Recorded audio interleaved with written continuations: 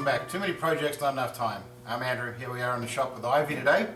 Now I'm located in front of this spot for a reason.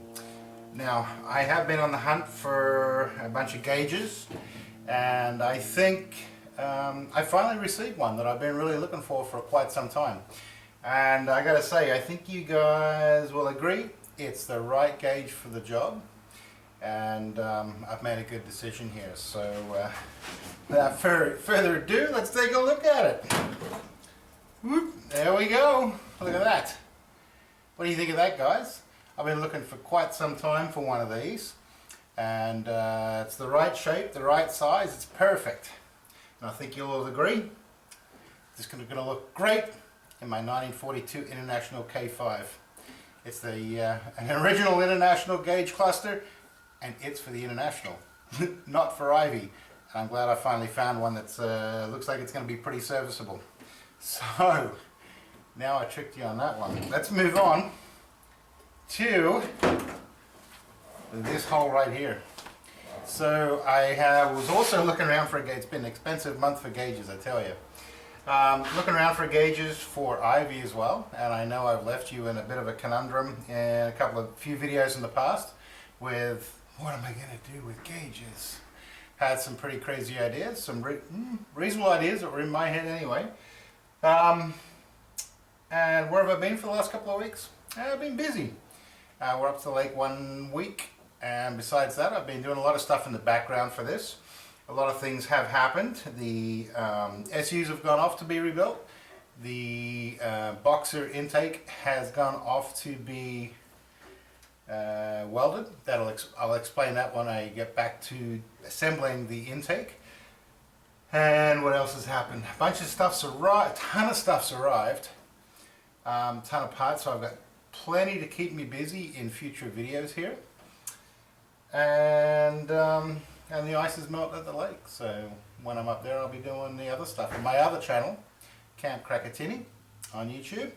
That'll be more the cabin stuff and everything I'm building up there for the property of the lake.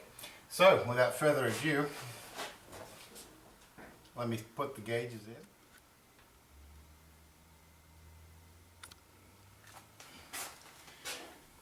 Alright guys, there we go. So, what we got on our gauge cluster here, after much searching and ordering from all corners of the world, we went with a Series 3 kilometer an hour speedo that has the oil pressure light, high beam light, and the choke or cold start light in it. We are back at 0, being a new build, so that works out kind of good. It does have the resettable odometer up there for a trip odometer. I still need to get the cables and everything for all of that. Alright, and the other side here, what do we have for engine management gauges? We have, I believe this is possibly out of a 101 military. So we have, top right we have fuel, and then the bottom we have oil temperature, so we actually see a oil temperature reading, rather than a kind of like just the colored range. It's actually got temperature readings there. Top left here we have water temperature, same gauge, just top left, and that one will be for water. Oil temp, water temp, and then in the middle we have a Smith's oil pressure gauge to monitor the oil pressure. Very important. Below we have a series, I'm not sure which series, ignition switch with the Parker and headlight button on it, as well as a key that works in it. Top right here, this is the indicator light for the rear maxi drive diff lock that we have in this thing.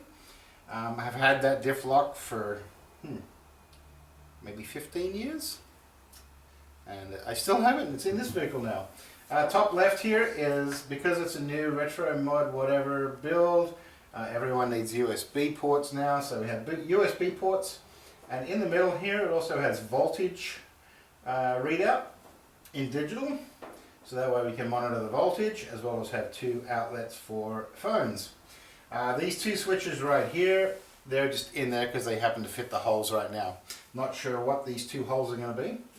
And then what about all the other switches you say, like for interior lights or window washers or heater or all those switches. Well, I don't really know where we're going to put that. I think what I'm going to have to do is actually make another box under here with all the switches down here for all the auxiliary switches to run everything else. Maybe we'll put a heater up, I don't know. We'll figure the rest of the switches out later.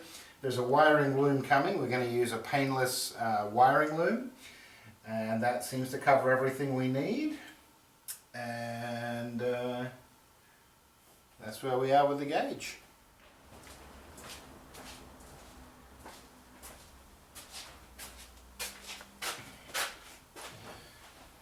So guys, there's where we have it. The gauges are in, and oh yes, and an upcoming video here that I will be doing this weekend, I hope, probably tomorrow.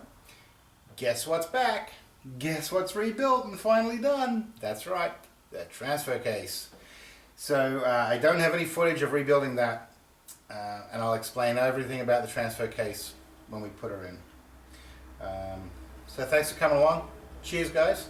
And remember to like and subscribe if you like what I'm doing here, and both Ivy, the Can-Am 6x6, and in the future here the K5 International 1942 truck, 1.5 ton truck.